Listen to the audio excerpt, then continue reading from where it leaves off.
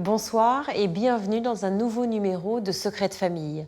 Ce soir, nous vous proposons de découvrir deux trajectoires marquées à tout jamais par les silences et les trahisons. Deux secrets de famille qui sont révélateurs des failles et des dérives de notre société. Ce sont ces secrets que nous avons choisi de vous raconter.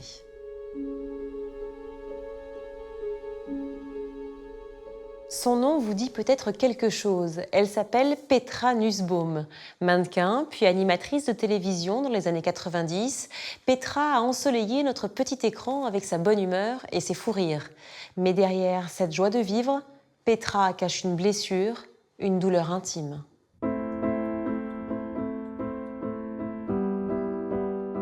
C'est une histoire extraordinaire parce que le hasard s'est mêlé sans arrêt, le hasard et le destin s'est mêlé sans arrêt de ma vie. C'est fort en destinée.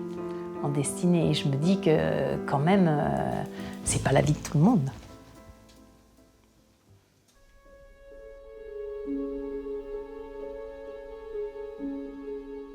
Petra est née le 3 juin 1956 à Paris. Sa naissance marque le début d'un mystère qui va influencer toute son existence. C'est ce secret de famille qu'elle choisit de vous raconter ce soir. Voici son histoire. Ça va bien, Petra? C'est pas grave. Moi, ça va très bien. Moi, je vous rassure, ça va très bien. Merci, Thierry. Vous êtes très belle, Petra. Merci, Thierry. Vous allez être toutes et tous encore plus beaux quand vous aurez écouté les conseils. Je suis arrivée comme animatrice télévision sur la 5. J'avais 35 ans en 91 et ensuite, je ne me suis pas arrêtée pendant une dizaine d'années et j'ai passé des moments extraordinaires en tant qu'animatrice. C'est vraiment un métier qui m'a plu énormément et qui m'a permis de me réaliser pour plein de raisons.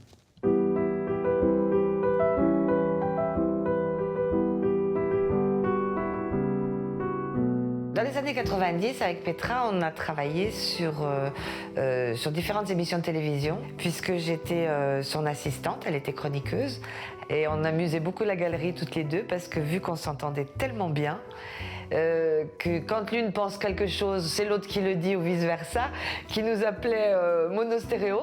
Et vraiment, ça a été des années fantastiques. Nelly. Bonjour Nelly. Nelly, c'est mon assistante préférée. Voilà. Elle est belle. Alors, la seule, absolument. C'est Nelly. Et alors, on veut savoir quelle impression ça fait. J'existais alors que ça n'a pas été du tout le cas dans mon enfance, puisque j'ai eu des problèmes familiaux qui ont fait que j'avais l'impression de ne pas exister du tout.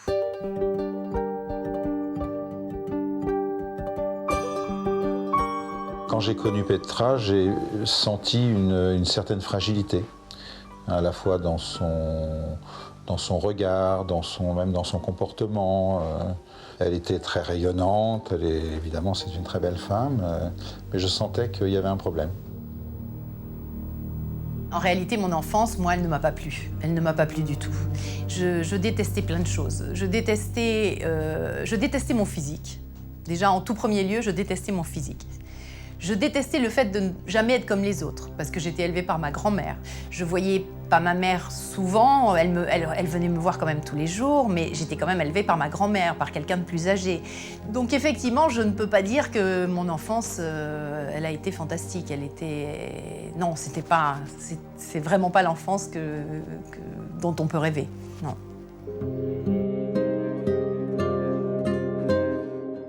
Au début, je n'ai pas pu m'occuper de Petra parce que je travaillais. Moi, je n'avais pas suffisamment de temps libre pour être seule avec elle. Ça me manquait parce que je pensais qu'un bébé, c'est bien quand on s'en occupe tout le temps. Et pour les voir grandir, pour voir les... Ça manque un peu, ça c'est vrai. Délaissée par sa mère, trop occupée par sa carrière de mannequin, Petra traverse donc les premières années de sa vie dans une grande solitude. À Paris, où elle est élevée par sa grand-mère, Petra s'ennuie ferme. Son père, soi-disant décédé, lui manque. Au départ, dans ma vie, c'était pas dur de ne pas avoir de père puisque je connaissais pas autre chose, que j'avais aucun point de comparaison. Plus tard, en revanche, quand j'ai commencé, bien sûr, à aller à l'école, c'est le premier vrai contact avec les autres, l'école. Là, je me suis aperçue que c'était pas normal. Les autres me parlaient de leur papa. J'entendais, mon papa il a fait ci, mon papa c'est le plus fort, mon papa comme font tous les enfants à l'époque. Et puis moi, mon papa, dans ces cas-là, j'avais plus qu'une chose à faire, c'était me taire et essayer de passer à autre chose. Donc, parce que moi, mon papa, je disais bien qu'il était mort, mais ça suffisait pas, quoi. On me disait, ah bon, mais et alors, et qu'est-ce qu'il faisait, et qu'est-ce que ceci, et comment il était, j'en sais rien. Et là, j'ai vraiment réalisé que je n'en savais rien et que ce n'était pas logique de ne rien savoir. Plus le temps passe et plus Petra s'interroge sur l'absence de son père. Chez sa grand-mère, le sujet devient même tabou.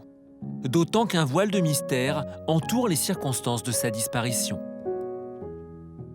Quand Petra me posait des questions, je lui disais qu'il était mort dans un accident de voiture parce qu'il fallait bien trouver une raison valable. Alors j'avais choisi cette raison. Mais ça n'arrivait pas souvent. Ça n'arrivait pas souvent et ça coupait court à tout. Et on continuait la petite vie pépère, voilà. J'avais jamais la même réponse. Je pense que d'une fois à l'autre, elle ne se souvenait pas de ce qu'elle m'avait dit exactement.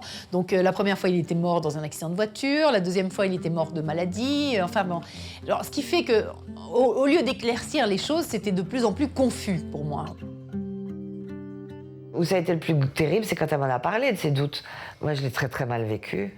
Je l'ai très très mal vécu parce que d'un côté, j'avais promis, donc je voulais tenir ma promesse. Et d'un côté, j'avais envie de la soulager, de lui dire, moi je sais. À l'époque, Petra ignore que sa cousine Nelly est tenue par un engagement. Une promesse faite à ses parents quelques années plus tôt. Un jour, j'avais 6-7 ans, on venait de rentrer de France avec ma mère. On était au restaurant Venezuela et j'étais à table et il y avait une barrière de feuillage. Une barrière de feuillage entre l'endroit où je mangeais et l'endroit où discutaient mes parents. Et puis, mon père, il dit à ma mère, est-ce que ce gros secret de famille tient toujours ? Et ma mère lui a dit oui. D'ailleurs, je trouve ça idiot qu'on lui dise pas à cette gamine, qu'on lui dise pas la vérité à cette gamine. Et moi, j'ai compris. J'ai compris dans ma petite tête de petite fille. J'ai compris la vérité. Et là, ça m'a complètement déboussolée, quoi. Et mes parents ont compris que j'avais compris. Et maman est venue me voir et elle me dit tu sais, il y a des choses qui ne se disent pas et tout ça, il ne faut surtout pas dire à Petra que tu sais. Alors tant que j'étais à l'étranger, c'était pas gênant parce que je l'oubliais. Mais à chaque fois qu'on devait rentrer en France, mes parents ils me disaient, tu te rappelles qu'on a un secret ? On a un secret entre nous, hein. Tu te rappelles qu'avec Petra, on a un secret.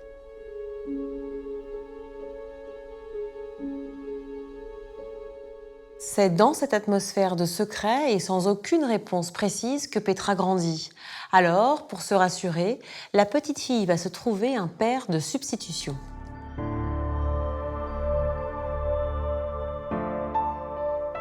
Quand j'ai eu 7 ans, en 63, il a commencé à devenir un peu évident quand même que je ne pourrais pas rester chez ma grand-mère. Parce que là, l'écart entre les générations se creusait de plus en plus. Je devenais un peu plus difficile parce que j'avais une soif de vivre. Donc j'avais qu'une envie, c'était d'échapper à ma grand-mère. Donc comme ma mère travaillait toujours beaucoup, On a trouvé une solution, c'est que j'aille chez mon oncle Roger et chez ma tante, sa femme, et que ce soit eux qui prennent le relais par rapport à ma grand-mère. Pour Petra, l'oncle Roger a été un repère, un vrai repère. Elle n'a jamais pu vraiment faire confiance à sa mère. Sa grand-mère, c'était complètement autre chose. D'un seul coup, elle savait qu'il y avait quelqu'un qui lui serait toujours à côté d'elle. Elle tombe, il est là pour la ramasser. Et ça a été un soulagement énorme. J'avais envie que mon père ressemble à mon oncle et que mon oncle tout d'un coup soit transformé par un coup de baguette magique et qu'on me dise bah tiens finalement c'est lui ton vrai père. Chez son oncle Roger, la vie de Petra change du tout au tout. Elle découvre une nouvelle maison, un foyer structuré et surtout la présence d'un homme, un père. Cette période de bonheur va durer 7 ans, jusqu'au jour où la mère de Petra se marie. L'adolescente retourne alors vivre chez sa mère. D'un seul coup, Petra a été arrachée de mon oncle et de ma tante.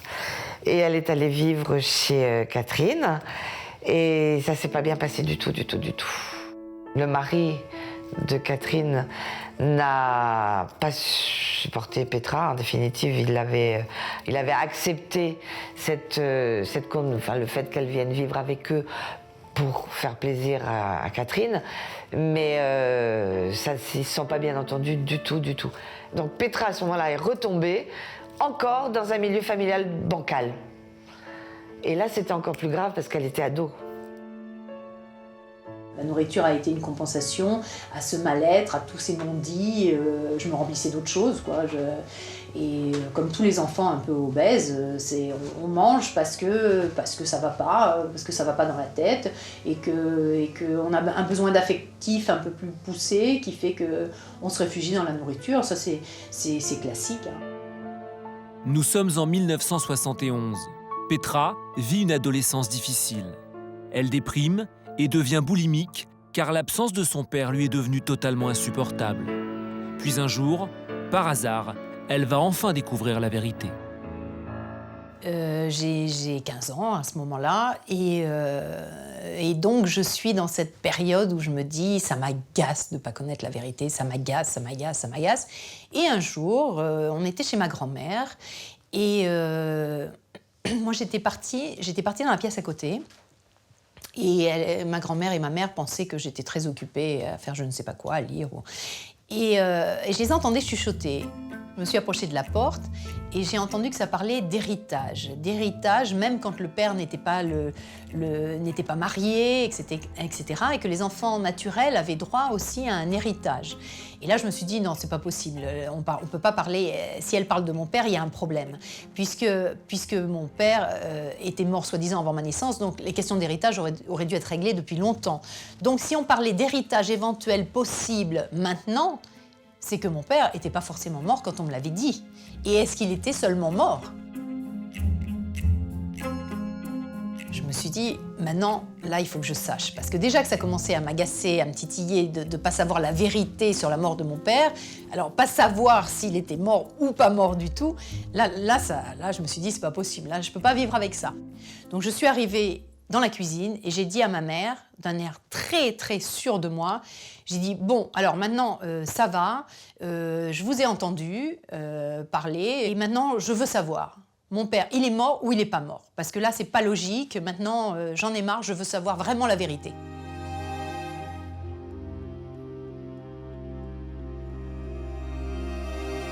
Ce jour-là, Petra a appris ce fameux secret de famille et ben, je lui ai tout raconté, puis tout simplement. Et elle m'a dit, bah écoute, la vérité c'est qu'il n'était pas mort à l'époque où on t'a dit qu'il était mort. Maintenant, je n'en sais rien. Voilà, je n'ai plus une nouvelle depuis ce temps-là et je n'en sais rien.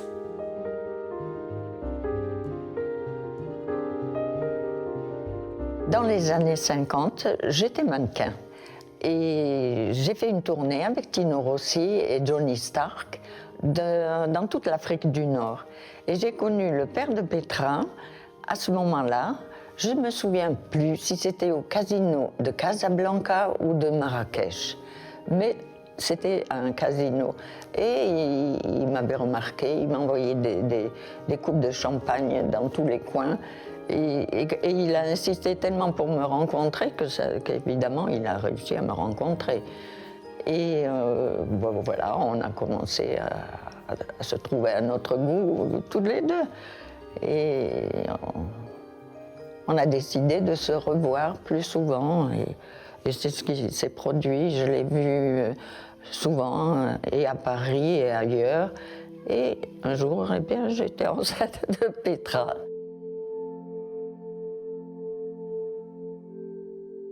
Quand j'ai appris que j'étais enceinte, je lui ai envoyé une lettre. C'est à ce moment-là qu'il m'a avoué qu'il était marié et qu'il avait 3 enfants.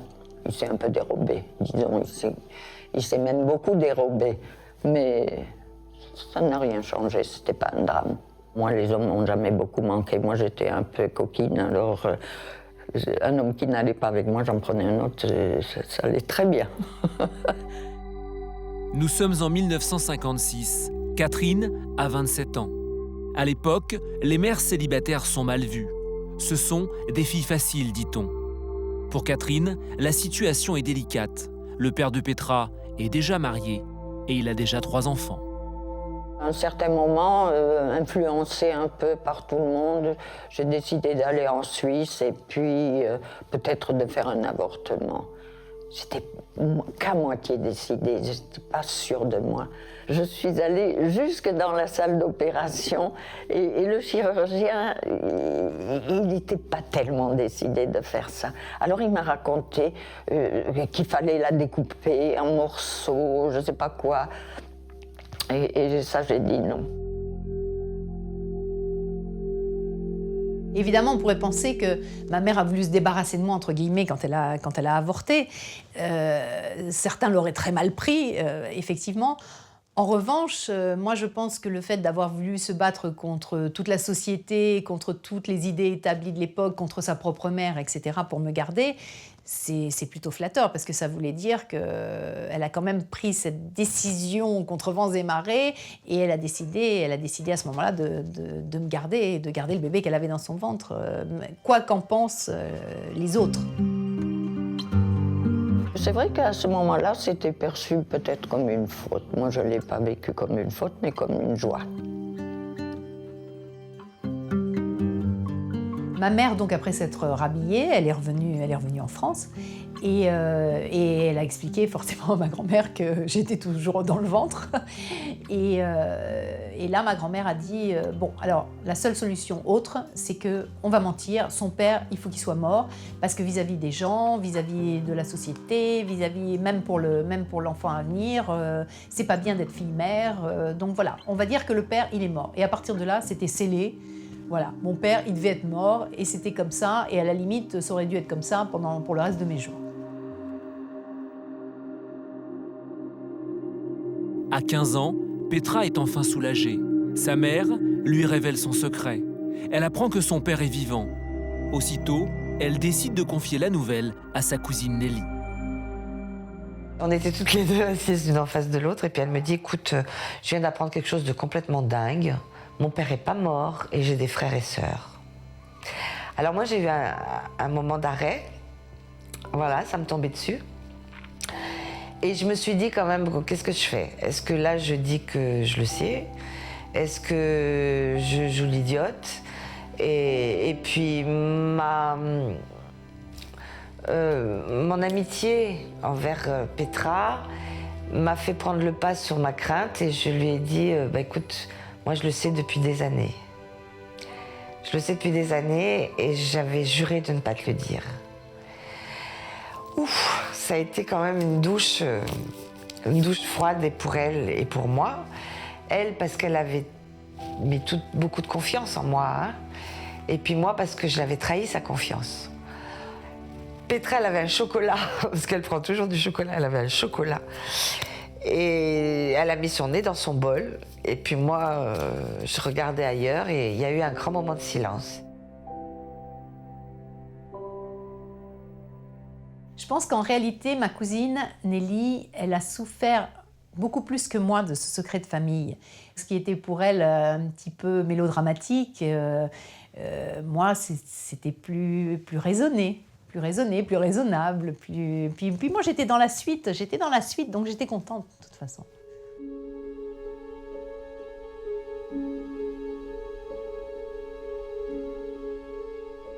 Gilles-Marie Vallet, vous êtes pédopsychiatre et psychiatre. Merci de nous apporter votre expertise sur l'histoire de Petra. Pendant 15 ans, Petra vit dans le mensonge. Elle pense que son père est mort. Pourquoi sa mère, Catherine, va aller inventer un tel scénario? Pourquoi elle va aller raconter ce qu'il y a de pire à Petra? Qu'est-ce qui fait qu'on est amené à inventer un secret, ou en tout cas à créer un secret de famille? Souvent, on a le sentiment qu'on le fait pour l'enfant. La réalité est différente. On le fait avant tout pour se protéger soi ou pour protéger la famille. Probablement qu'il y avait le désir, effectivement, de protéger, en fait, l'honneur de la famille, qui amène, du coup, à inventer une histoire qui place la mère davantage à la place de la victime. Donc, en imaginant ce père mort, on s'imagine du coup à la fois veuve et en charge d'une enfant. Et à une époque où avoir un enfant sans père était effectivement fustigé, désigné, montré du doigt par la société. Il fallait mieux être en fait veuve que fille-mère. Il faut effectivement mieux, à cette époque, être veuve que fille-mère, comme il faut, se dit-on, plutôt être orpheline qu'effectivement bâtarde. Mais pourquoi n'a-t-elle pas dit la réalité de l'histoire finalement à Petra? Ton père est marié, il a 3 enfants. Je ne sais pas s'il aurait fallu lui dire « je ne veux pas te reconnaître », ou en tout cas en ces termes-là. Ce qui aurait pu être dit à cet enfant, c'est qu'effectivement, si elle est née, c'est qu'il y a eu de l'amour, en tout cas suffisamment d'amour ou d'envie qu'elle naisse. Et après, effectivement, ça devient beaucoup plus facile de dire que malgré cet amour, ton père, qui avait par ailleurs déjà 3 enfants, et une femme, ne pouvait pas reconnaître sa faute, c'est-à-dire l'adultère, en tout cas, la faute au sens social de l'époque. C'est-à-dire que ce qui va être important pour l'enfant, c'est de comprendre que ce n'est pas lui la faute, mais ce que des parents, ce que des adultes ont fait quand, pour des raisons morales, religieuses, sociales, c'est considéré comme une faute. Et puis, il y a surtout la cousine de Petra, qui est très proche de Petra, Nelly, qui est au courant de ce fameux secret. Il y a quelque chose de très douloureux, justement, dans les secrets de famille, c'est lorsqu'une certaine partie de la famille est au courant, parce que ça va la placer dans ce qu'on appelle un conflit de loyauté. C'est-à-dire qu'à la fois, dans ce que l'on pense être le bien de l'enfant, on ne dit rien, et dans le même temps, on sent bien que, finalement, on ne lui fait pas forcément du bien. Ce qui va enferrer les gens dans le secret, c'est justement ce sentiment que si on révèle les choses, ça va être la catastrophe. Alors que justement, ce qui est catastrophique, c'est de les masquer, les choses. Or, le fait est que plus on s'enferre soi-même dans l'idée que ça risque d'être catastrophique, plus on est effectivement persuadé que ça l'est. Et pour une enfant de l'âge de Nelly, la parole des parents et leurs convictions, en tout cas celle qu'ils nous transmettent, est d'autant plus importante, ce qui explique du coup qu'elle était d'autant plus soucieuse de respecter effectivement ce secret.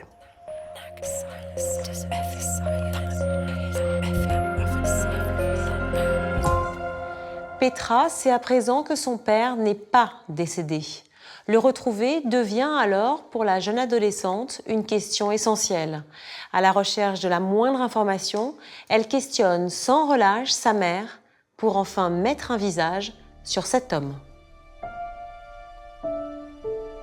Au moment de la révélation, pour moi, ça a été très clair, net et précis. Je savais que j'avais envie de retrouver mon père, enfin d'essayer de le retrouver s'il était encore vivant. Donc j'ai demandé à ma mère tous les détails qu'elle pouvait avoir sur lui. Et elle m'a donné son nom, Lucien Gage, elle m'a dit qu'il habitait Paris ou Neuilly. Donc j'ai essayé d'ouvrir le bottin. Quand j'ai ouvert le bottin, c'était épouvantable parce que je me suis retrouvée en face de, je sais pas, il y avait peut-être 30 colonnes de Gage, avec quelquefois les initiales, quelquefois rien du tout. Et je me suis dit, mais c'est pas possible, comment je vais faire pour m'y retrouver? J'ai senti que j'y arriverais pas comme ça, et que je pouvais quand même pas donner 10 000 coups de téléphone en n'ayant pas de précision à chaque fois, etc. Ça allait m'amener à rien. Et là, c'est marrant parce que j'ai été très frustrée d'un côté en me disant zut, je repasse à côté encore. Et en même temps, il y avait un côté mektoub qui me faisait dire on verra bien. Si ça doit se faire, ça va se faire. Devant l'ampleur de la tâche, Petra cesse toute recherche. Rassurée sur ses origines et du coup plus sereine, elle se lance dans une carrière de mannequin. Une décision qui va bouleverser sa vie.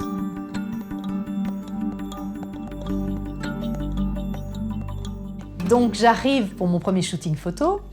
Je vois, on me présente le photographe, on me présente également le propriétaire de la marque. Un homme assez fort, avec beaucoup de faconde, je suis le propriétaire, etc. Je dis bon, très bien, je fais mes photos, tout se passe très bien. Puis je voyais bien quand même qu'il matait pas mal quand même. Il était là, il était toujours présent, il était presque présent derrière le paravent où je me changeais. Enfin bon, il était un peu envahissant dans le style. Après ce shooting, ce monsieur me raccompagne et quand on est dans la voiture, il commence à me draguer un peu plus franchement en m'expliquant qu'il était marié mais qu'il y aurait bien une aventure avec moi. Donc, ne sachant pas trop comment me sortir élégamment de cette situation, comme il m'avait expliqué qu'il était pied noir marocain aussi, etc., je lui dis oh là là, mais donc tous les Marocains, vous avez tous la même mentalité, la même façon de vous comporter. Et il me dit mais pourquoi ? Je dis parce que mon père a les mêmes origines, je ne le connais pas, mais je sais que c'était le même style d'homme. Et à ce moment-là, il me dit « Mais moi, je connais tous les Marocains de Paris. Donc, comment s'appelle ton père ?» Et je lui dis « Il s'appelle Lucien Gage. » Et là, je vois vraiment sa tête changer complètement. Et il attend une ou 2 minutes et puis il me dit « Mais tu sais que je connais très très bien ton père. Ton père m'a piqué ma femme il y a 4 ou 5 ans. » Bon, j'ai senti qu'elle était déjà surprise, comme quoi le monde était petit, hein, parce qu'on pouvait se retrouver comme ça. Alors elle m'a promis qu'il allait lui parler de moi et qu'il lui dirait que je vais le rencontrer, qu'il donnerait le numéro de téléphone et de ma mère et de moi et qu'il lui dirait que je suis une fille sympa, que ça s'est bien passé et qu'en définitive, ce serait peut-être bien qu'il me rencontre. J'étais contente pour Petra, bien sûr, il y avait ce côté jubilatoire qu'elle allait peut-être enfin retrouver son père. D'un côté, j'avais moins des craintes parce que je me disais, bon, si vraiment c'est lui, c'est bien, mais imagine qu'il veut pas la voir. Donc, toutes les deux, on s'est nourris d'espoir et puis on a attendu patiemment le bon vouloir d'un monsieur qui avait eu sa femme piquée par le père de ma cousine. C'est vrai que c'est quand même un des moments inoubliables de la vie, de se dire, voilà, j'ai mon morceau de puzzle. Je vais avoir, en tout cas incessamment sous peu, mon morceau de puzzle manquant. Pour Petra, cette rencontre est un formidable coup du destin. Contacté, son père, Lucien Gage, est prêt à revoir sa fille. Mais il souhaite tout d'abord reprendre contact avec Catherine, la mère de Petra.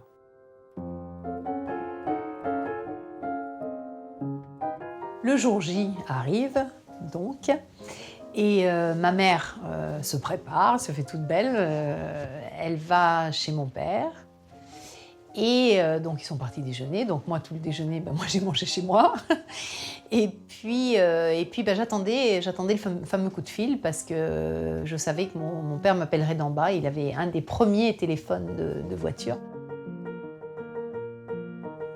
J'avais un petit pincement au cœur en me demandant comment il allait réagir, comment j'allais réagir. Et puis ça s'est très bien passé. On a parlé de tout et de rien. On n'a pas senti le besoin de faire des mises au point, de pourquoi quoi. Non, on n'avait pas besoin, ni lui ni moi. C'était sympathique de se retrouver. Et voilà. On a surtout parlé de nous deux. Il est clair qu'en attendant le coup de fil, il y avait quand même une certaine forme à la fois d'impatience et en même temps, maintenant qu'on était au moment T, j'avais envie, bien sûr, de le voir. Et en même temps, j'avais cette peur d'être un peu déçue parce que On idéalise, on se dit oui, ça va être l'homme que j'ai toujours attendu, le père que j'ai toujours attendu, etc. Puis on se dit, ben là, maintenant, on va le voir, donc ça va peut-être pas être ça.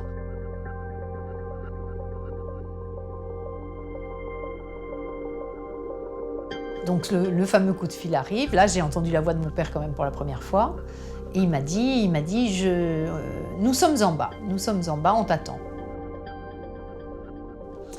Donc je suis descendue et je suis sortie. Et là, ben, j'ai eu la première vision de mon père. Et là, j'ai eu la déception du siècle. Parce qu'il dépassait à peine de sa voiture. Et que moi, l'homme grand, beau et fort, même si je savais qu'il n'était pas si grand que ça, je ne l'imaginais pas petit à ce point-là. Oh, c'était pas un Adonis, mais il avait le charme. Et moi, ce qui me plaît chez les hommes, c'est quand ils ont du charme. J'étais très sensible au charme des hommes. Un peu trop, peut-être. Je me suis avancée vers lui. De lui-même, il m'a fait la bise. Donc, je n'ai pas eu à me poser la question. De lui-même, il m'a fait la bise. Et il m'a dit « Comment tu vas ?» genre, on s'est quitté hier. Et il prend de mes nouvelles. Je me suis dit « Tiens, c'est curieux comme façon de rentrer en contact. » Et en même temps, qu'est-ce qu'on pouvait se dire ? J'allais pas... Il m'a pas ouvert grand les bras. Et de toute façon, je ne me serais pas jetée dedans. Donc, finalement, je me suis mise au diapason. Et je lui ai répondu sur le même ton. Voilà, je lui ai dit bah, écoute, ça va bien. Je pense qu'on a quand même vécu un petit trouble, chacun de son côté. Il a regardé dans le rétroviseur et puis elle essayait de le voir aussi, mais c'était plutôt sympathique, c'était agréable. Cet après-midi-là, Lucien Guelsch frappe un grand coup. Il emmène Petra et sa mère dans un cercle de jeu où il a ses habitudes. Les deux femmes sont impressionnées. Ce qui a été quand même très, très, très curieux, c'est qu'en arrivant, tout de suite, il m'a présenté partout comme sa fille. Et à tout le monde. Il m'avait zappé complètement, et tout d'un coup, pouf, j'arrivais pour la première fois dans sa vie à l'âge de 20 ans, et hop, j'existais complètement, et il me présentait à tout le monde. C'était vraiment très contradictoire, hein, très, très contradictoire. Alors moi, je l'ai rencontré, le père de Petra, quelques jours plus tard. Il était évident qu'une deuxième visite ne pouvait pas se faire sans moi.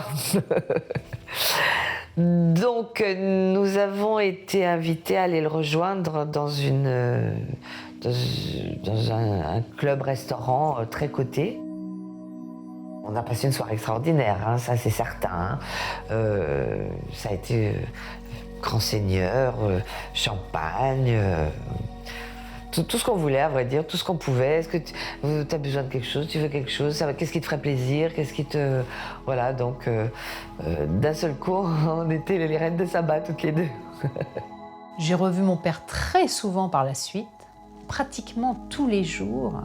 Il venait me chercher, il me sortait, parce qu'il sortait énormément, il vivait beaucoup la nuit. Donc il venait me chercher le soir pour aller dîner et pour aller faire la tournée des boîtes. Alors moi j'étais ravie, à 20 ans, faire la tournée des boîtes, faire les grands restaurants et la tournée des boîtes. Je crois qu'à 20 ans, personne ne se plaindra de ce genre de choses. Petra était heureuse à cette époque-là avec son père, parce que d'un seul coup, justement, elle trouvait quelque chose qu'elle n'avait jamais eu. Elle avait mis de côté ses 20 ans où il n'avait pas été là. D'un seul coup, c'était une autre vie, c'était une autre période de sa vie. Je savais que mon père avait 3 autres enfants, puisqu'il les avait déjà quand ma mère l'avait rencontré. Puis il ne me l'a pas caché, il m'a dit qu'il avait 3 enfants. En revanche, après, on n'en a plus jamais parlé. Et je dois reconnaître que peut-être que je n'avais pas envie de le partager. À ce moment-là, je n'avais pas envie de le partager. Les enfants n'intervenaient pas, ils n'étaient pas là, visiblement, ils n'étaient pas autour, ils ne vivaient pas avec. Donc finalement, j'avais mon père pour moi toute seule, et puis c'était pas plus mal. Pendant plusieurs mois, une réelle complicité s'installe entre Petra et son père. À tel point qu'un soir, Lucien propose à sa fille de la légitimer, de la reconnaître officiellement. Je lui ai dit, écoute, pour l'instant, voilà, c'est comme ça. ça change rien. Et pour l'instant, c'est bien comme ça, on laisse les choses comme ça. Donc à partir du moment où je lui avais dit non, eh ben, ça a été pratiquement tous les jours. Mais tu veux pas que je te reconnaisse, tu veux pas que je te reconnaisse, tu veux pas que je te reconnaisse. Et à chaque fois qu'il me le disait, bah, quelque part, je me disais non. Et ça a duré comme ça pendant des mois. Pourquoi j'ai pas accepté? Alors ça, je me le demande encore, pourquoi j'ai pas accepté. Peut-être que c'était une espèce de vengeance de me dire, finalement, il n'a pas voulu de moi à ce moment-là, c'est peut-être moi qui veux plus de lui maintenant. Hein. Peut-être qu'il y a eu, dans l'inconscient, il y a eu de ça, hein, de me dire, maintenant c'est moi qui décide, c'est plus lui. Le refus de Petra n'entache pas ses relations avec son père. La générosité de Lucien ne se dément pas. Grand restaurant, boîte de nuit, hôtel de luxe, Petra est couverte de cadeaux. Mais le conte de fées touche bientôt à sa fin. Il nous a comblés. Il n'arrêtait pas de nous donner des billets de 500. Il nous a emmenés dans les magasins. Il ne savait pas quoi faire. Vraiment d'une générosité. J'ai dit, mon Dieu, il a vraiment des remords pour être aussi gentil, c'est pas possible. Et il nous avait mis de l'argent sur un compte. Et puis, un jour, ma mère m'a dit, mais tu sais, je suis embêtée parce que ton père me redemande régulièrement des chèques sur ce qu'il a mis à la banque, et là, il n'y a plus rien pratiquement et tout. Et j'ai réalisé qu'il avait redemandé à ma mère tout l'argent. Parce qu'en fait, il était joueur et que, chaque fois qu'il avait besoin de jouer, finalement... Là, en l'occurrence, je me suis dit, ça, c'est vraiment pas bien. C'est vraiment pas bien parce que je pensais qu'il avait eu au moins un petit peu de remords et qu'il avait cherché à me mettre à l'abri. Voyant qu'il n'avait pas cherché du tout à me mettre à l'abri, la fois d'après, lorsqu'il m'a reproposé pour la énième fois de me reconnaître, cette fois, j'ai dit oui. Parce que je me suis dit, si j'ai pas été à l'abri de cette manière-là, au moins je serai à l'abri en portant son nom et j'aurai droit à un héritage. Et alors là, quand j'ai dit oui, tout a basculé. À ce moment-là, il m'a dit, mais tu comprends, le problème, c'est que je ne peux pas parce que je ne l'ai pas dit à mes enfants. Et alors là, vraiment, l'image du père, pouf, là, tout s'est écroulé. Et j'ai dit, voilà, maintenant mon père, c'est clair et net, je l'ai vu, mais j'en veux plus. À chaque fois, on y croit. Il y a des hommes qui m'ont tellement bien qu'on y croit. Je ne pouvais pas lui pardonner de m'avoir trahi 2 fois. Bon, la première fois, c'était 2 adultes consentants, ils ne savaient pas que ma mère allait tomber enceinte, elle a voulu le garder, il n'était pas forcément pour, mais bon, un homme, il ne peut pas empêcher une femme de garder un enfant. Donc ça, à la limite, je pouvais le pardonner. En revanche, une 2e fois, en m'ayant connu, en m'ayant demandé de porter son nom, en sachant que j'étais vraiment sa fille, etc., et en m'ayant fait miroiter des tas de choses, alors ça, je trouvais ça complètement pourri. Cette histoire a beaucoup meurtri Petra, et dans sa relation de couple, il y a probablement des choses qui n'ont pas pu se débloquer. Moi, j'ai essayé de faire tout ce que je pouvais. Petra est quelqu'un que j'ai beaucoup aimé, que j'adore, c'est ma meilleure amie, mais j'ai pas pu tout réparer, c'est clair.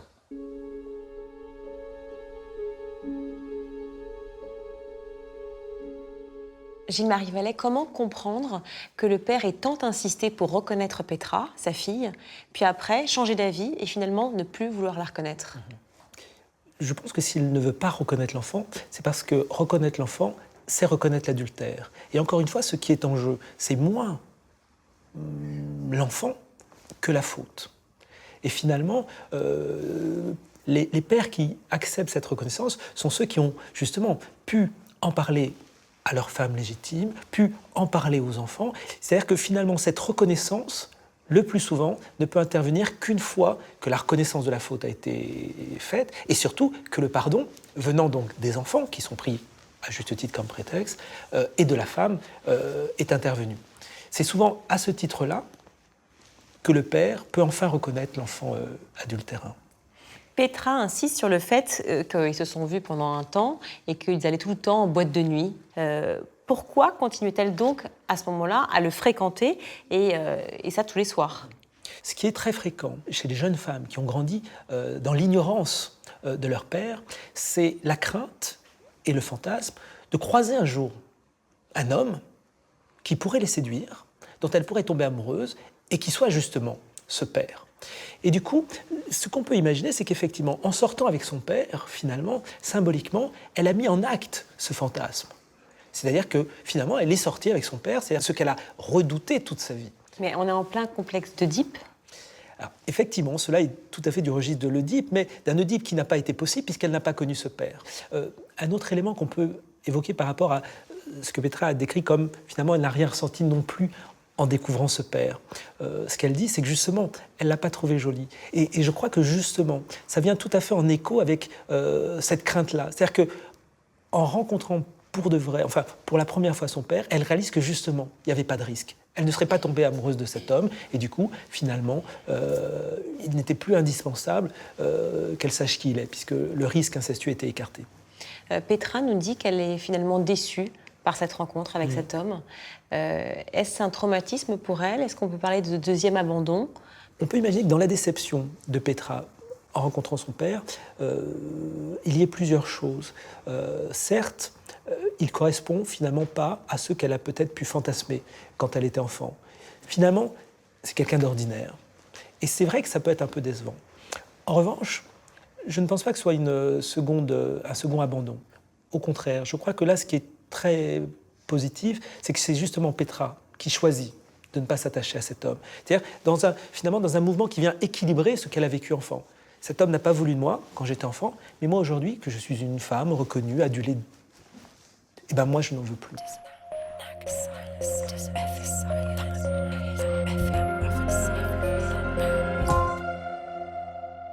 À peine quelques mois après avoir retrouvé son père, Petra comprend qu'il ne la reconnaîtra jamais comme sa fille. Alors qu'elle décide de faire une croix définitive sur sa famille paternelle, le destin va en décider autrement.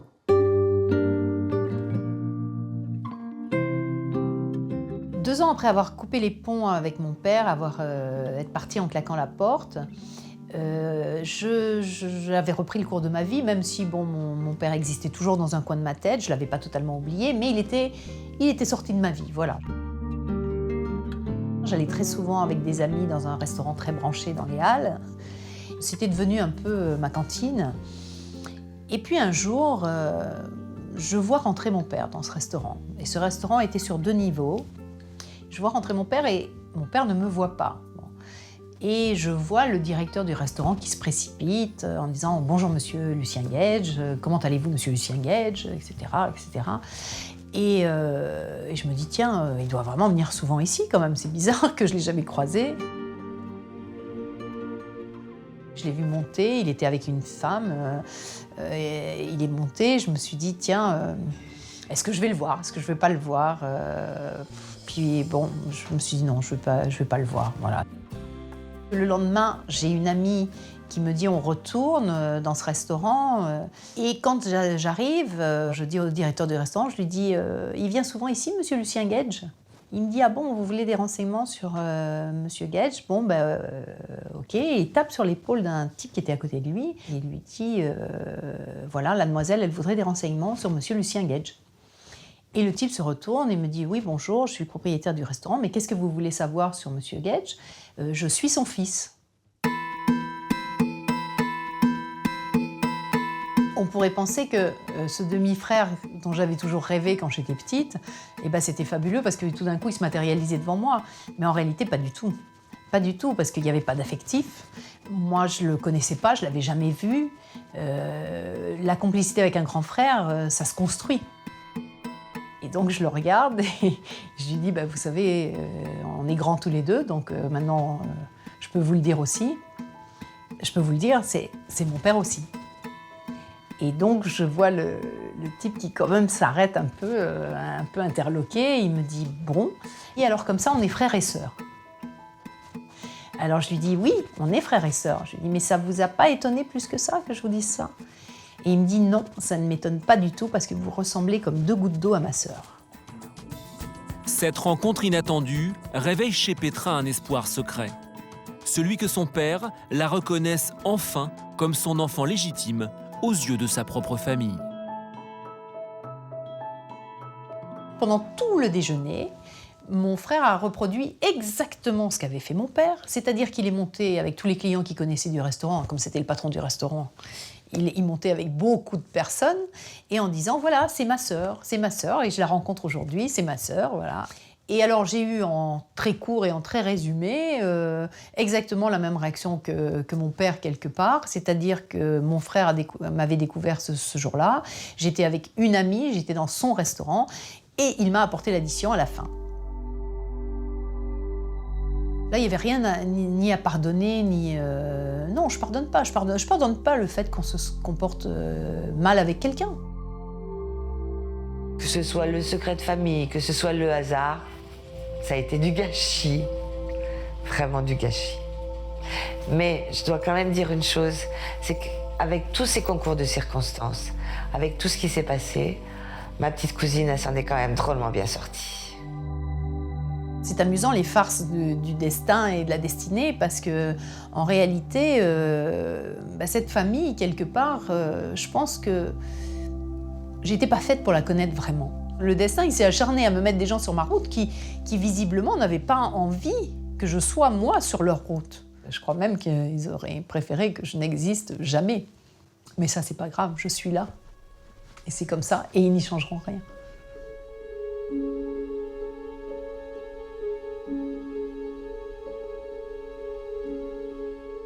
Une fois n'est pas coutume, les liens du sang ne s'imposent pas. Petra est marquée à vie par le secret dont elle a été victime. Aujourd'hui, elle a tiré un trait sur sa famille paternelle. Elle racontera toute son histoire prochainement dans un livre.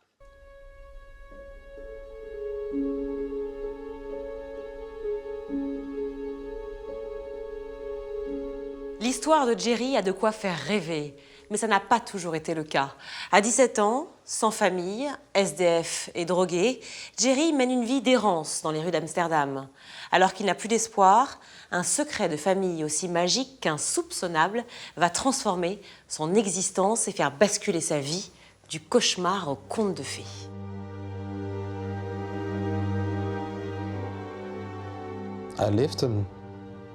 J'ai vécu dans un mensonge toute ma vie.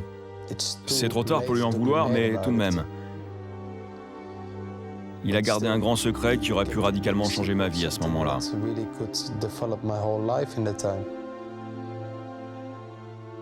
Je ne savais pas comment ça allait finir, je ne savais pas qui je voulais être, où je voulais aller. Je pense que je ne savais même plus qui j'étais.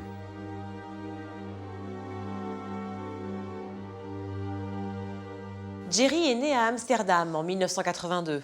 Ses parents ont déjà un premier enfant et peu après sa naissance, la famille déménage à Diemen, dans la banlieue d'Amsterdam. Mais quelques temps plus tard, les parents de Jerry se séparent.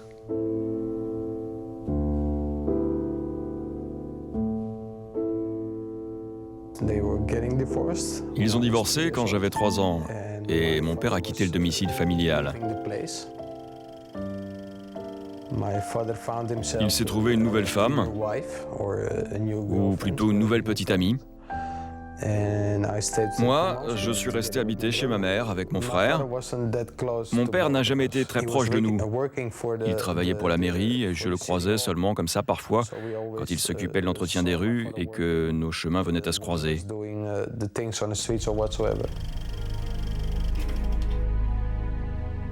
Il ne s'est jamais comporté comme un père est supposé se comporter. Malgré cette séparation, Jerry est un enfant heureux et équilibré. Il réside avec sa mère et son frère dans un modeste pavillon en banlieue d'Amsterdam. Tout se passe pour le mieux, mais en 1990, un drame va bouleverser la vie de Jerry. Mon frère travaillait dans un chantier et il devait se lever très tôt. C'est lui qui réveillait ma mère.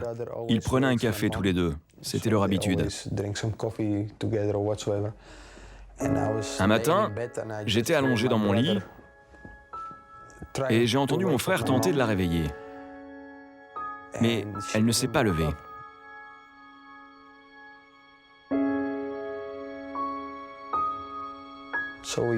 Donc au début, je croyais qu'elle nous faisait une blague. Mais non. Elle ne s'est jamais réveillée.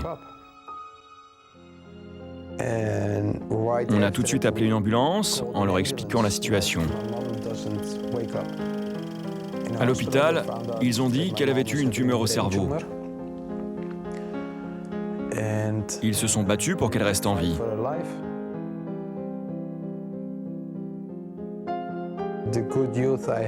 La jeunesse que j'avais vécue s'est évaporée en 1 seconde. La mère que j'avais était partie en 1 seconde. C'était étrange. Étrange car elle ne s'est juste jamais réveillée.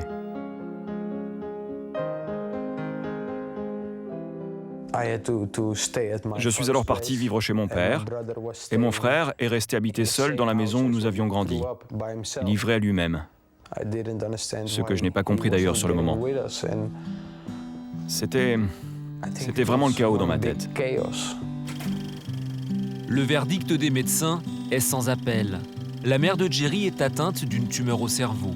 Elle est plongée dans un coma profond. Jerry, lui, est envoyé chez son père, mais rapidement, leur relation se dégrade. Jerry ne s'entend pas avec sa belle-mère. Très vite, l'atmosphère devient irrespirable. Mon père et ma belle-mère avaient un petit appartement. J'ai dormi sur leur canapé pendant 3 ans. J'ai toujours eu la sensation d'être un invité chez eux, de ne pas être considéré comme quelqu'un de la famille.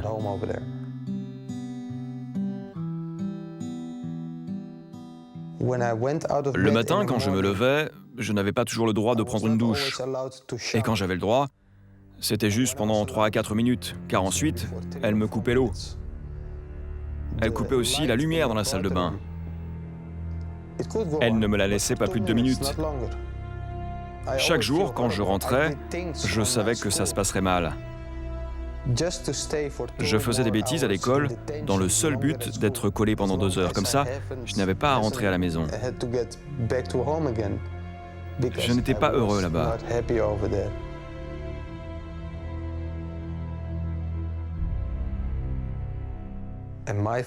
Mon père n'assumait pas ses responsabilités.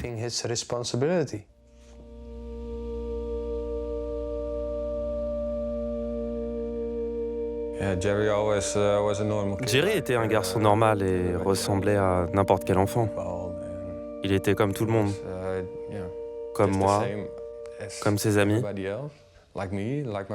Tout paraissait normal. Enfin, c'est l'impression qu'on avait de l'extérieur.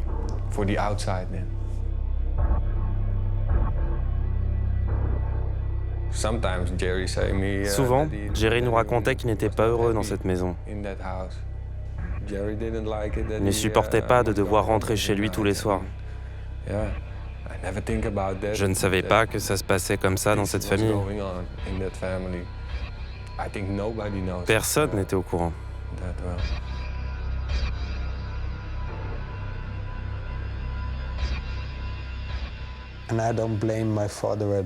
Je n'en veux pas du tout à mon père, car il ne savait pas comment gérer la situation.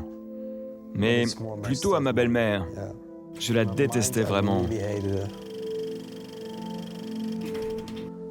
Je la détestais profondément, pas parce qu'elle était ma belle-mère, mais plutôt à cause de sa personnalité. C'est elle. C'est elle qui a tout détruit chez moi. À 13 ans, j'ai pris la décision de partir car je savais que ça ne marcherait jamais.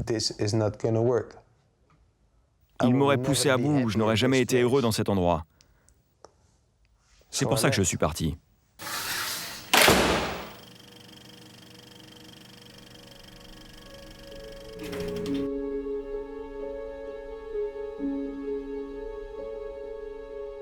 Martinis, bonsoir. Vous êtes thérapeute familiale. Oui. Jerry part de chez son père à l'âge de 13 ans. C'est très jeune pour fuguer.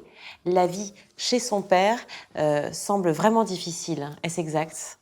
Probablement, parce que fuguer à cet âge-là, c'est vraiment un geste de désespoir. Avoir l'impression qu'il va être plus en sécurité ou plus heureux dans la rue, à 13 ans, ça doit vraiment être extrêmement difficile. On a l'impression qu'il ne nous raconte pas tout exactement de ce qui se passe chez son père.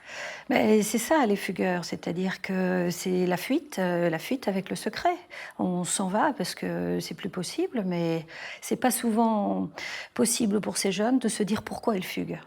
Et ils ont des secrets, mais ils ne le savent pas forcément. C'est vraiment une idée obsessionnelle, c'est-à-dire que soit ils partent comme ça sur un coup de tête, soit il y a vraiment une réflexion pour je vais partir, je vais m'enfuir, je serai libre de tout, etc. Ils ne savent pas bien ce qu'ils vont chercher, mais ils sont persuadés qu'ailleurs, ça sera mieux. Sa mère est très malade, il vit chez son père, Johnny, et pourtant on a l'impression que Jerry se sent orphelin. Quand un enfant décide de fuguer, c'est parce qu'il ne ressent pas émotionnellement le fait d'avoir un père protecteur, une belle-mère protectrice. Enfin, donc il est seul au monde, il est comme orphelin. Et partir seul dans la rue la nuit, enfin, c'est vraiment seul au monde.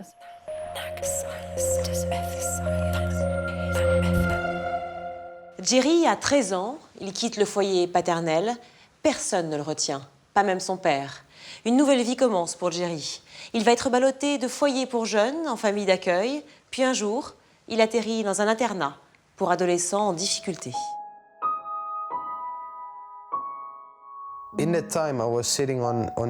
À l'époque où j'étais à l'internat, j'étais avec d'autres jeunes, des ados qu'on appelle aussi, entre guillemets, des victimes de la situation. Avant d'arriver dans ce genre d'établissement, vous avez le choix entre la prison ou le foyer.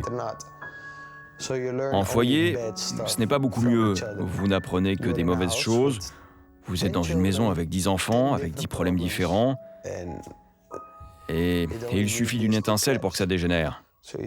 Vous commencez à fumer de l'herbe, vous apprenez à voler une voiture et à commettre de petits délits. À partir de là, ça a été très difficile. Et chaque jour, c'était de pire en pire. Nous sommes en 1999. Jerry a 17 ans. Après plusieurs mois de traitement, sa mère succombe à sa longue maladie. Sans attache et sans revenu, il tente tant bien que mal de survivre. Pour subsister, Jerry enchaîne les petits boulots. C'est le début d'une lente descente aux enfers qui va durer près de 10 ans. Ça a commencé vers 19 ans. Je travaillais dans une fabrique d'électroménager. Je livrais des machines à laver et des choses de ce genre. Dès que j'ai eu un appartement et que je me suis mis à travailler, tous ces souvenirs ont refait surface.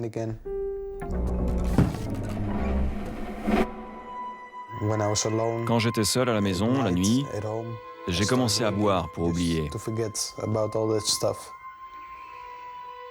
Puis, je me suis mis à fumer beaucoup d'herbe.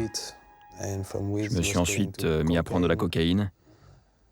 Et après, tu dégringoles.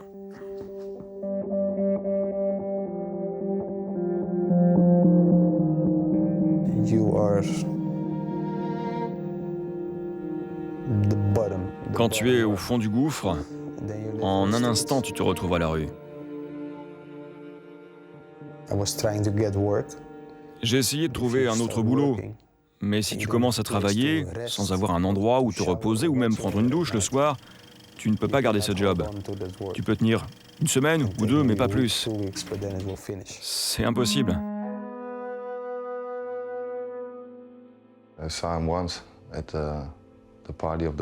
Je ne l'ai vu qu'une seule fois à l'époque, à une fête de quartier.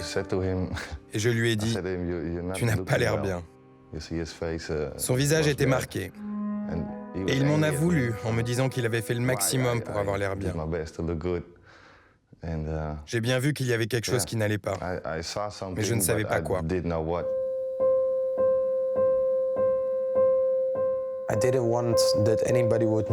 Je ne voulais pas que mon entourage sache que je vivais dans la rue. Tu te couches à 2 h du matin et à 5 h, si tu as dormi, tu dois te lever, car tu ne veux pas que quelqu'un passe et te voie dormir par terre. Il me restait un peu de fierté, alors je me suis réfugié dans des parcs, des gares et quelques foyers.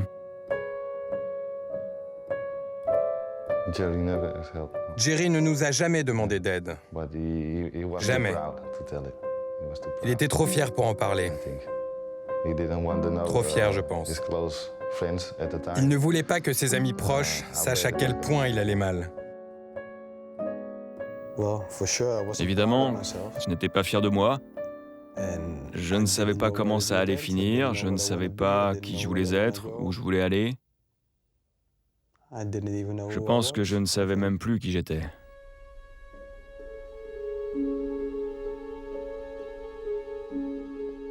La toxicomanie est une réponse illusoire au malaise qui le hante, au malaise qui hante Jerry. La drogue, n'importe quelle drogue, donne une illusion de bien-être.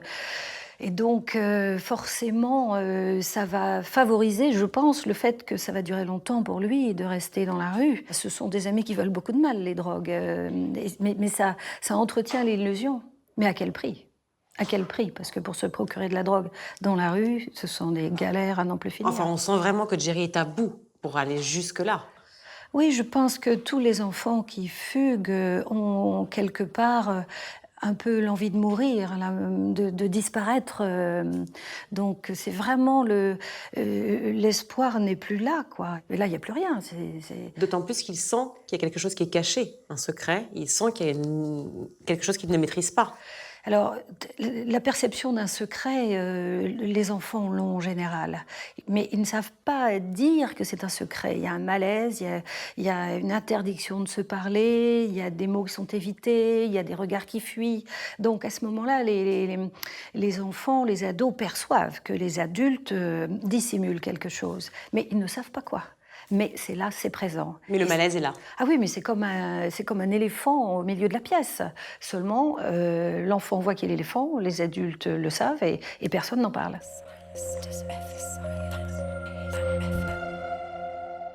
Nous sommes en 2010. Jerry a alors 27 ans et déjà plus de la moitié de sa vie passée dans la rue. C'est alors qu'il décide de se sortir de l'enfer de la drogue. Un dernier sursaut comme l'intuition que cette première vie qu'il vient de subir n'est pas la sienne. Et pour la première fois, il va demander de l'aide. Jerry commence alors sa rédemption en contactant un foyer d'aide aux sans-abri.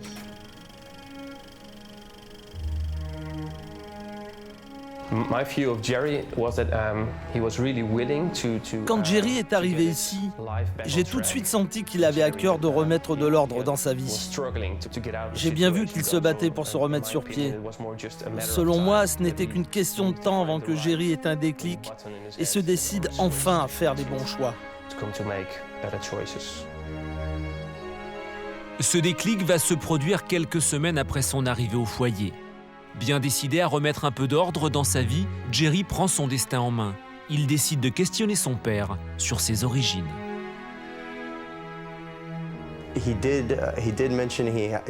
Il a mentionné qu'il avait des doutes, mais aucun moyen de savoir si son père était son père. C'est normal pour un enfant de se poser des questions. Avant que je le rencontre, il avait entendu quelques conversations sur le fait que l'homme qui partageait la vie de sa mère pourrait ne pas être son père, mais rien de vraiment concret. Il y a toujours eu ce truc, au fond de moi, qui me disait que quelque chose n'était pas normal. Je ne ressemble pas à mon père. Je ne ressemble pas non plus à mon frère. C'était un sentiment confus. Et j'ai décidé un jour d'avoir une conversation avec mon père.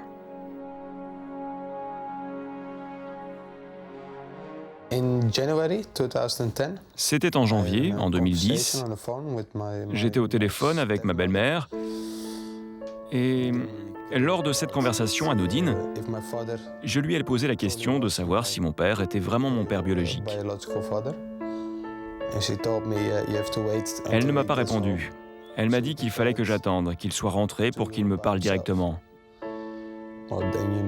À ce moment-là, j'ai évidemment compris que quelque chose n'allait pas. Puis j'ai rappelé mon père un peu plus tard Et il m'a avoué qu'il n'était pas mon père biologique.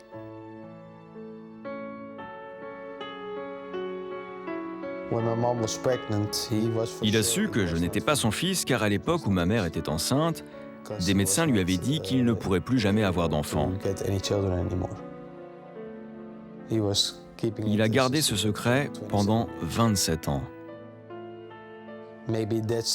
C'était peut-être sa façon à lui de voir les choses, mais je me suis toujours dit qu'il aurait dû m'en parler, me le dire plus tôt. En même temps, je comprends ses difficultés à me l'avouer, sachant que j'étais né d'une liaison entre sa femme et un autre homme. Ça doit être difficile. Pour Jerry, c'est un coup de massue. Celui qu'il a élevé n'est pas son père, il le savait. Il avait raison de douter. Sous le choc de cette annonce, il va entamer sa quête de la vérité. Désormais, il n'a qu'un seul et unique objectif. Il est prêt à tout pour retrouver son vrai père, retrouver ses origines.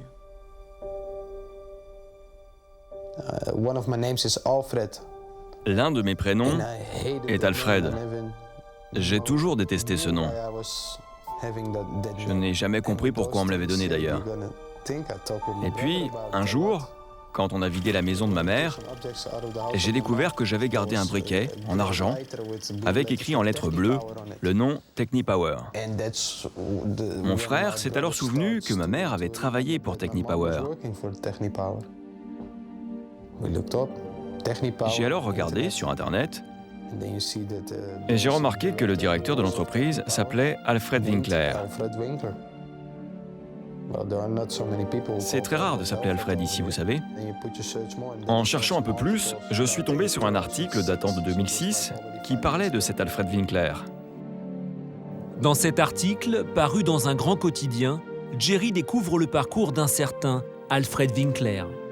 Fondateur de Technipower, une société d'informatique, le PDG, multimillionnaire, est décédé le 7 juin 1992. Ne possédant aucun héritier, sa fortune, estimée à plusieurs millions d'euros, a été confiée à une fondation caritative administrée par un cabinet d'avocats. Coïncidence, son siège se trouve à 2 pas de chez Jerry. J'ai marché jusqu'à Museum Plain et en face de moi, il y avait une villa immense où était installé le cabinet. Je suis rentré et la première personne à qui j'ai parlé était l'avocat principal du cabinet. Je lui ai raconté mon histoire et lui ai demandé s'il pouvait m'aider. Il m'a dit « Ok, je vais en parler à Denise Dresden, l'avocat de M. Winkler, et on va voir ce que l'on peut faire. »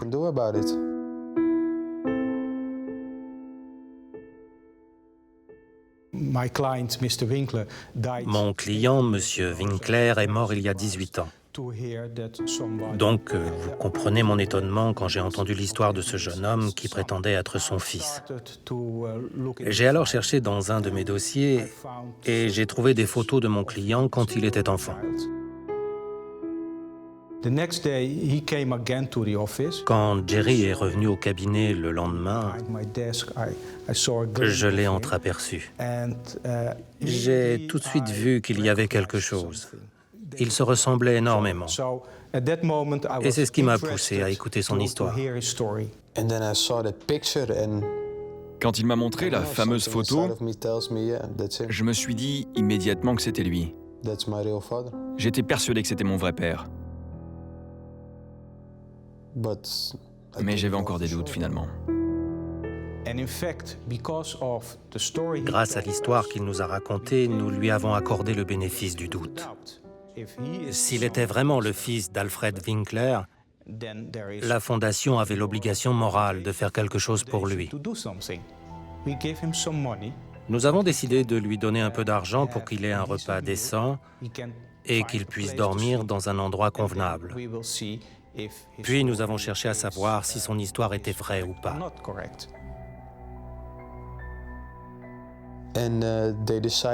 Il a donc décidé de me soumettre à un test ADN.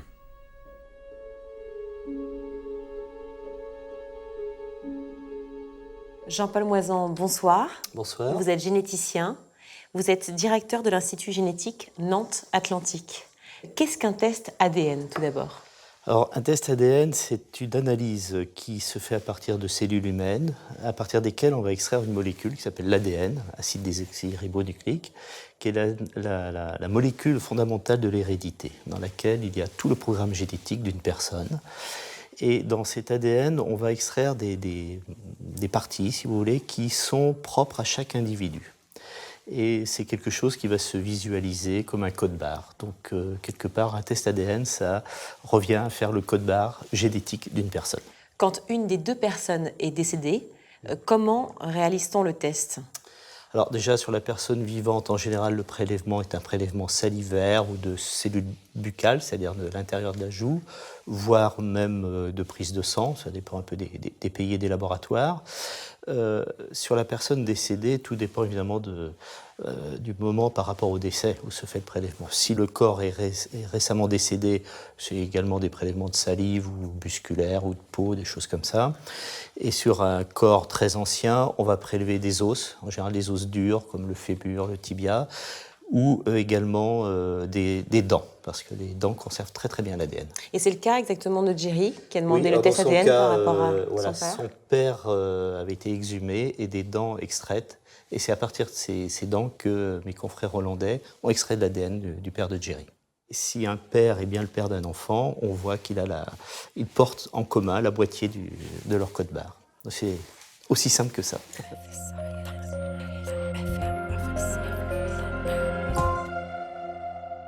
Jerry, qui veut connaître la vérité, n'hésite pas une seconde. Le test ADN est son seul moyen de savoir si ses soupçons sont bons et si Alfred Winkler est son père. Démarre alors une attente insupportable.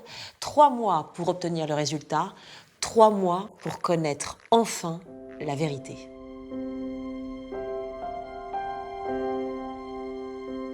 Dennis m'a appelé et m'a dit « Nous avons les résultats du test ADN ». La clinique a envoyé le résultat à mon bureau. Et quand j'ai ouvert la lettre, les résultats étaient clairs et nets. Il m'a dit que c'était certain à plus de 99,99% que j'étais le fils d'Alfred Winkler. Il attendait les résultats calmement. Et quand je lui ai annoncé la nouvelle, que je lui ai dit qu'il était bien le fils de M. Winkler, à ce moment-là, il s'est mis à pleurer. Tout est allé tellement vite quand j'ai su que j'étais le fils d'Alfred Winkler. Vous savez, ma vie a pris un virage à 180 degrés. Jerry connaît désormais sa filiation. En quelques semaines, l'enfant des rues d'Amsterdam, l'ancien toxicomane devient le fils d'un riche industriel néerlandais. Se pose alors la question de son héritage. Selon les lois hollandaises sur le droit de succession, les enfants n'ont que 5 ans pour réclamer leur part après le décès. Cela en était donc terminé pour Jerry. Il ne pouvait plus réclamer son héritage.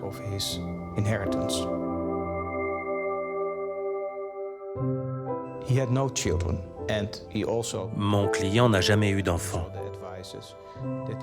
Lors de plusieurs discussions, il nous avait fait savoir qu'il regrettait de ne pas avoir d'héritier. C'est pour cette raison que le comité de la Fondation a décidé d'aider Jerry. Nous avons donc trouvé un moyen de lui apporter une aide financière. Je ne savais pas que mon père avait fait fortune. Et honnêtement, je m'en moquais. Je voulais juste le retrouver. Ce qui était le plus important pour lui, ce qui l'a bouleversé, c'est qu'il savait maintenant qui était son vrai père. Il n'a jamais été question d'argent et il n'en a jamais parlé.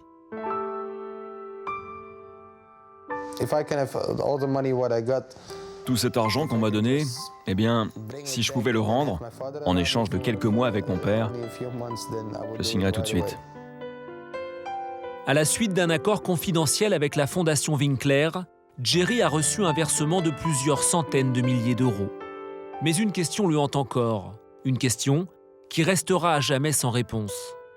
Quelle était la nature des relations entre sa mère et son père, Alfred Winkler ? Plus personne ne peut dire ce qui s'est réellement passé entre ma mère et Alfred Winkler. Elle a donc gardé son secret, je ne sais pas pourquoi.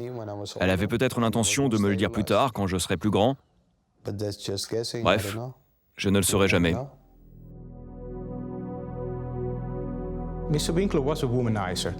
Monsieur Winkler était un homme à femme.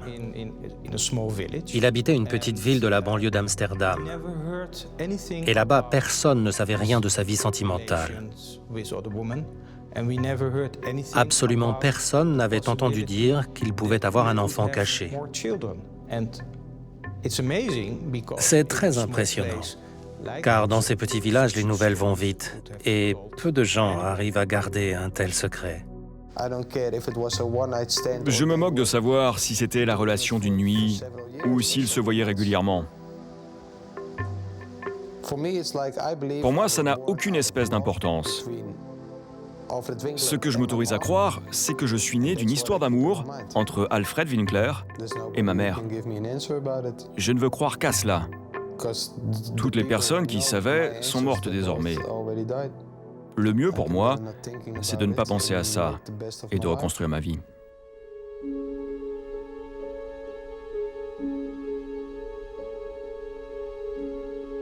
Jerry, bonsoir. Merci d'avoir fait le voyage et d'être venu témoigner ici dans Secret de famille.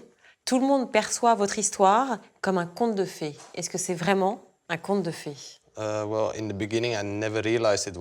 Au départ, je n'ai pas réalisé que c'était une sorte de conte de fées parce que c'était l'histoire de ma vie. J'étais en plein dedans, vous savez.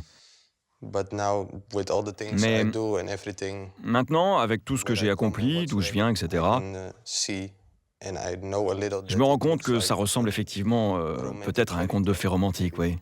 Un conte de fées parce que vous êtes passé de la rue, finalement, à une vie plus confortable aujourd'hui?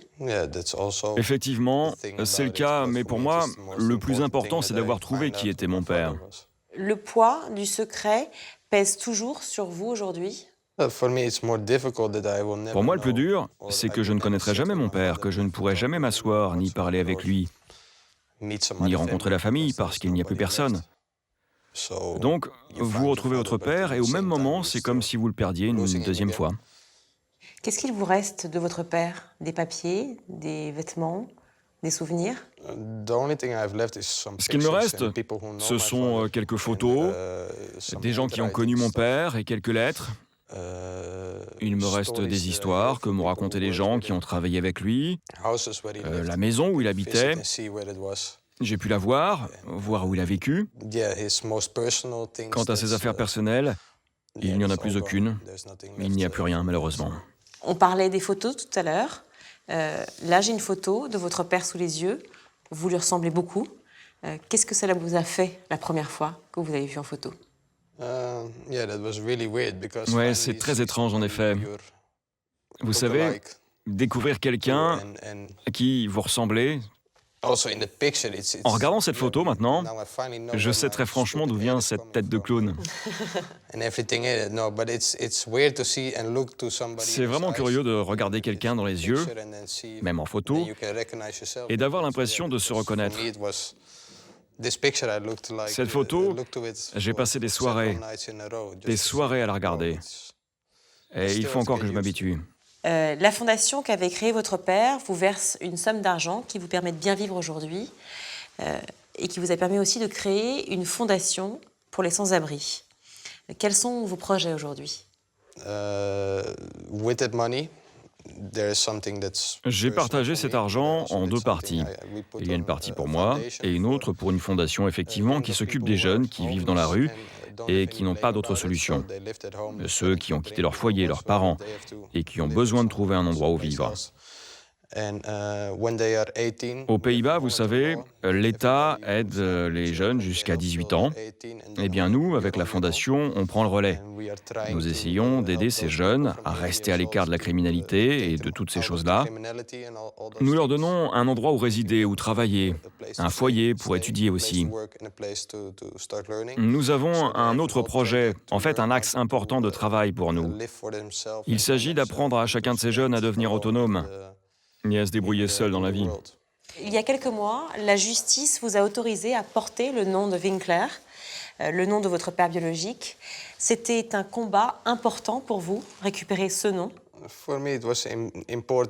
Pour moi, c'était important de porter le nom que j'aurais toujours dû porter. C'est le nom de mon père. Avant, j'avais le nom de quelqu'un avec qui je n'ai jamais eu le moindre lien de parenté. Et puis, je suis le dernier Winkler, donc c'est très important de porter son nom. Comme une renaissance. Oui, une renaissance totale. J'ai un nouveau nom, une nouvelle maison. Tout est nouveau. J'ai une vie complètement différente de celle d'avant. C'est un virage à 180 degrés. Merci beaucoup d'être venu, Jerry, partager votre secret, votre histoire avec nous et d'être venu de si loin nous en parler. Merci. Thank you.